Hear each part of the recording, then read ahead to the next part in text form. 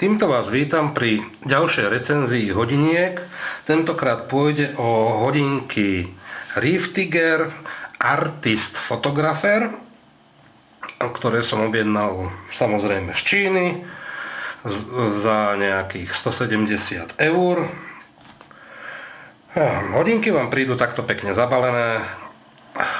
Je k ním ešte jedna väčšia krabica kartónová, ktorú som už vyhodil. Nemalo zmysel si ju nechávať. Takže sa poďme pozrieť na samotné balenie a ďalej na hodinky. Takže v tej papierovej, dá sa povedať, krabici je ďalšia krabica, ktorá je oblepená koženkou. A vnútri už máme samotné hodinky. Hodinky sú veľmi pekne spracované. Na vrchu sa nachádza zafírové sklo.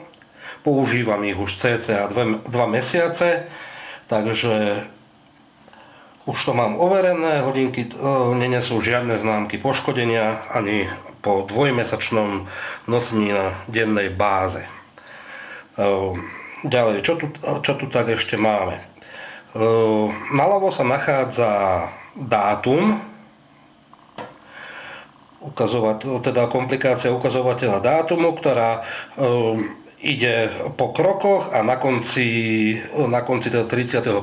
skočí naspäť. Potom naľavo sa nachádza Power Reserve, takisto skvelá funkcia.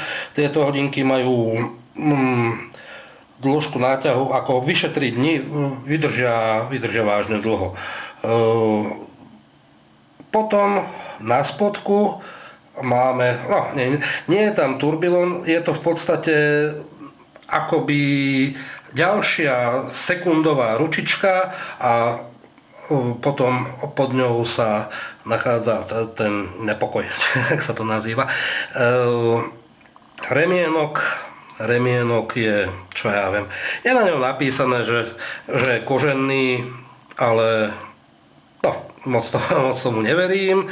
Potom tu máme dosť kvalitnú motýlovú sponu, ktorá takisto po dvojmesačnom dennom nosení nenesie nejak známky poškodenia, takže to zlátenie je naozaj kvalitné.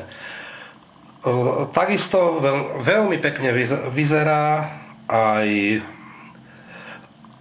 spodok dienko hodiniek. Takže tieto hodinky sú vlastne veľmi pekné. Prakticky najkrajšie, čo som z tých čínskych hodiniek našiel, a aj veľmi kvalitne sú spracované. Preto by som ich kľudne doporučil. Takže toľko k hodinkám Riftiger Artist Photographer.